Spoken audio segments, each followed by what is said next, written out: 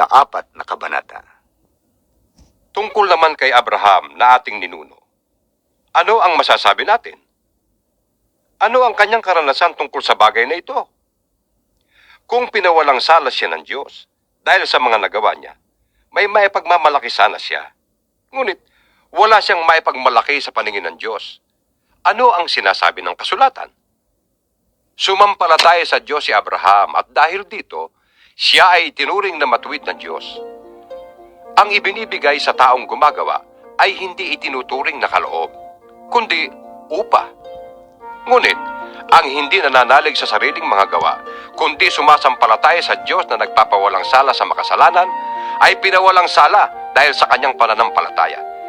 Kaya't tinawag ni David na mapalad ang taong tinanggap ng di dahil sa sariling nagagawa. Sinabi niya, Mapapalad ang mga taong pinatawad na sa kanilang pagsuway at napawi na ang mga kasalanan.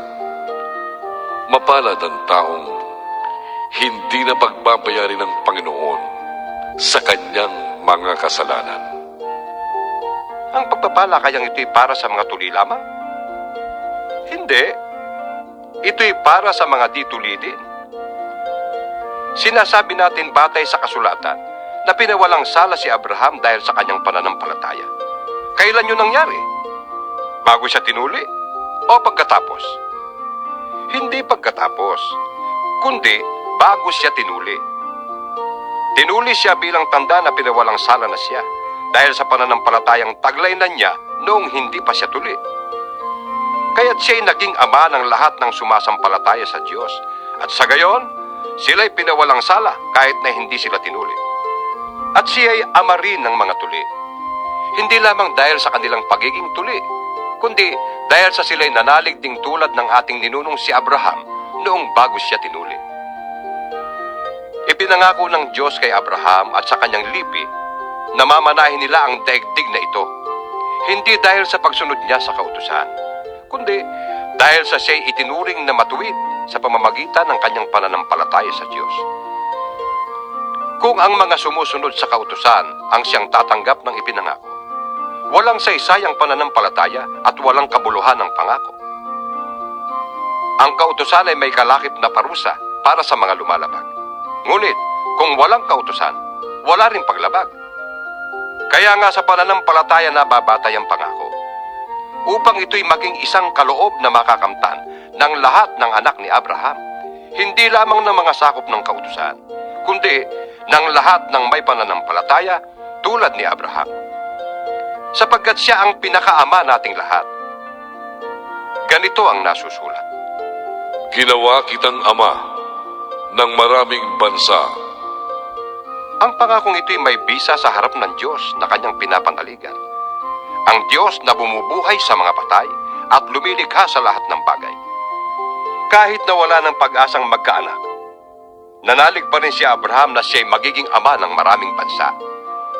Ayon sa sinabi sa kanya, Magiging kasintami ng mga bituin ang iyong lipi. hindi nang hina ang kanyang pananalig kahit uugod-ugod na siya. Palibhas ay 100 taon na siya noon at ang kanya namang asawang si Sarah ay baog. Hindi siya nag-alinlangan sa pangako ng Diyos. Sa halip, lalo siyang tumibay sa kanyang pananampalataya at nagpuri pa sa Diyos. Lubos siyang naniniwala na tutuparin ng Diyos ang kanyang pangako. Kaya dahil sa kanyang pananampalataya, siya'y itinuring na matuwid ng Diyos. Ang salitang itinuring na matuwid ay hindi lamang para sa kanya, kundi para sa atin din naman. Tayo man ay ituturing na matuwid, tayong sumasampalataya sa Diyos na muling bumuhay kay Jesus na ating Panginoon. Siya'y ipinapatay dahil sa ating mga kasalanan at muling binuhay upang tayo'y mapawalang sala. Ika-5 kabanata.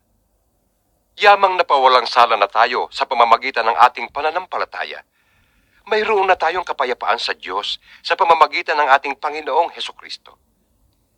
Sa pamamagitan ng pananampalataya, tinamasa natin ang kagandahang loob ng Diyos at tayo'y nagagalak dahil sa pag-asang tayo'y makakasama niya sa kanyang kalwalhatian. Hindi lamang yan, ikinagagalak din natin ang mga kahirapang ating tinitiis. Dahil alam nating ito'y nagbubunga ng katyagaan.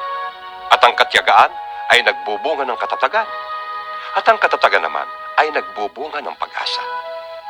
Hindi tayo nabibigo sa ating pag-asa, sapagat ang pag-ibig ng Diyos ay ibinuhos na sa ating mga puso sa pamamagitan ng Espiritu Santong ipinagkaloob sa atin. Sapagat noong tayo'y mahihina pa, namatay si Kristo sa takdang panahon para sa mga makasalanan. Mahirap mangyaring ialay ninuman ang kanyang buhay, alang-alang sa isang taong matuwid. Kahit na maaaring may mga ahas na gumawa nito, alang-alang sa isang taong mabuti. Ngunit, ipinadama ng Diyos ang kanyang pag-ibig sa atin nang mamatay si Kristo para sa atin noong tayo'y makasalanan pa. At ngayong napawalang sala na tayo sa pamamagitan ng kanyang dugo, lalo nang tiyak na maliligtas tayo sa puot ng Diyos sa pamamagitan niya. Dati, tayo'y mga kaaway ng Diyos. Ngunit, tinanggap na niya tayong mga kaibigan sa pamamagitan ng pagkamatay ng kanyang anak. Kaya't tiyak na maliligtas tayo dahil si Kristo ay buhay. At hindi lamang yan, tayo'y nagagalak at nagpupuri sa Diyos sa pamamagitan ng ating Panginoong Hesukristo, sapagkat dahil sa Kanya ay tinanggap tayo ng Diyos na maging kaibigan niya. Ang kasalanan ay pumasok sa sanlibutan sa pamamagitan ng isang tao.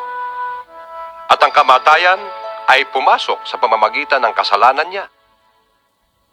Dahil dito, lumaganap ang kamatayan sa lahat ng tao dahil ang lahat ay nagkasala.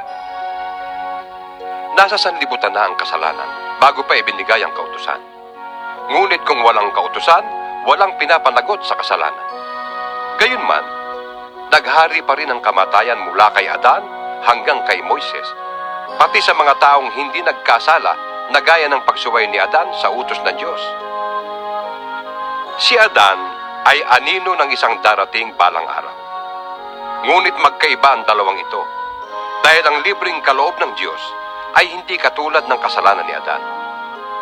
Totoong maraming tao ang namatay dahil sa kasalanan ng isang tao.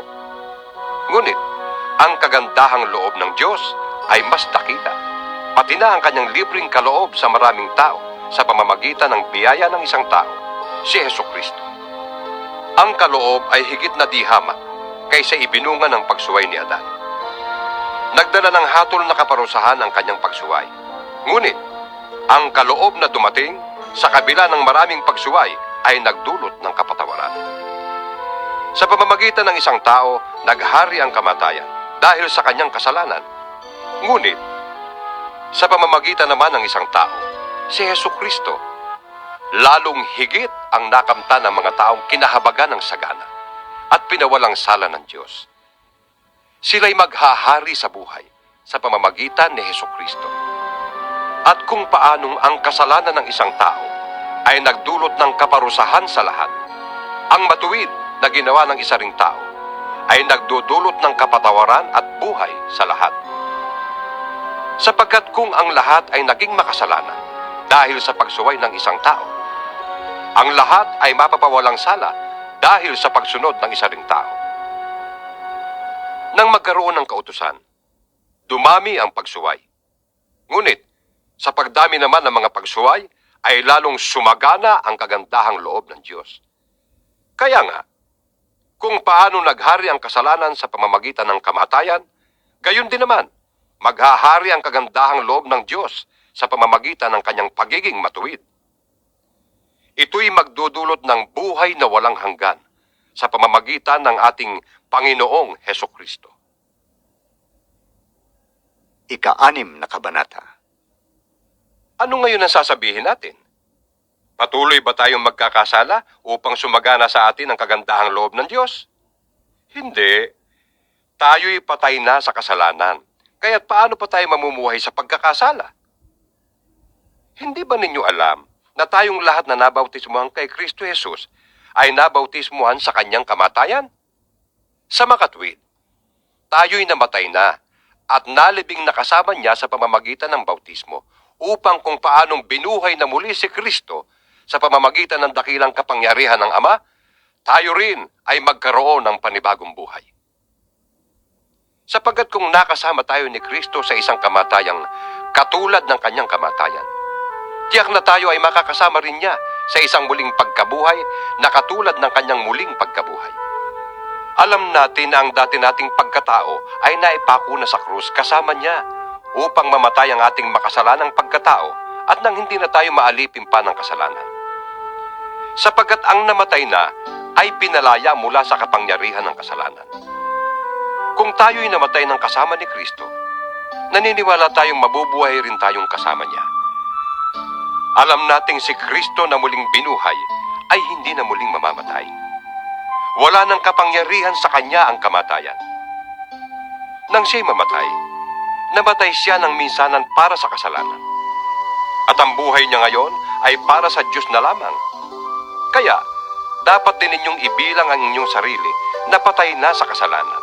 Subalit, buhay naman para sa Diyos. Yamang kayo'y nakipag-isa na kay Kristo Jesus.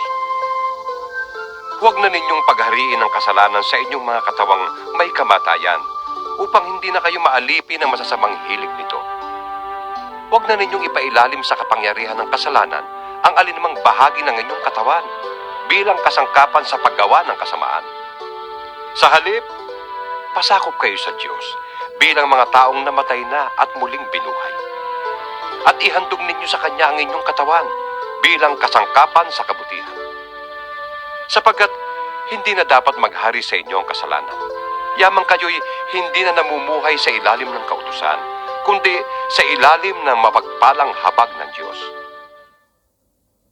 Ngayon, malaya na ba tayong magkasala dahil hindi na tayo sakop ng kautusan, kundi ng kagandahang loob ng Diyos? Hindi. Hindi ba ninyo alam na kapag nagpasakop kayo kanino man bilang alipin, kayo'y nagiging alipin ito, maging ito'y kasalanang hahantong sa kamatayan o ang pagsunod sa Diyos na hahantong sa pagiging matuwid? Ngunit, salamat sa Diyos. Kayong dating mga alipin ng kasalanan ay taus-pusong sumunod sa aral na ibinigay sa inyo. Pinalaya na kayo sa kasalanan, at kayo ngayon ay mga alipin na ng pagkamatuwid. Gumagamit ako ng karaniwang pangungusap dahil sa inyong likas na kahinaan. Kung paanong ipinailalim ninyo noong una ang inyong sarili sa karumihan at sa kasamaang palala ng palala, ilaan ninyo ngayon ang inyong sarili bilang alipin ng pagkamatuwid para sa mga banal na layunin. Noong alipin pa kayo ng kasalanan, hindi kayo sakop ng kabutihan. Ano ang napala ninyo sa mga bagay na iyon na ikinahihiya ninyo ngayon? Kamatayan ang ibinubunga ng mga iyon. Ngunit, ngayong pinalaya na kayo mula sa kasalanan at naging alipin na ng Diyos, ang natamo ninyo'y isang buhay na banal at ang ibinubunga nito'y buhay na walang hanggan. Sapagkat kamatayan ang kabayaran ng kasalanan. Ngunit ang kaloob ng Diyos ay buhay na walang hanggan sa pamamagitan ni Kristo Jesus na ating Panginoon.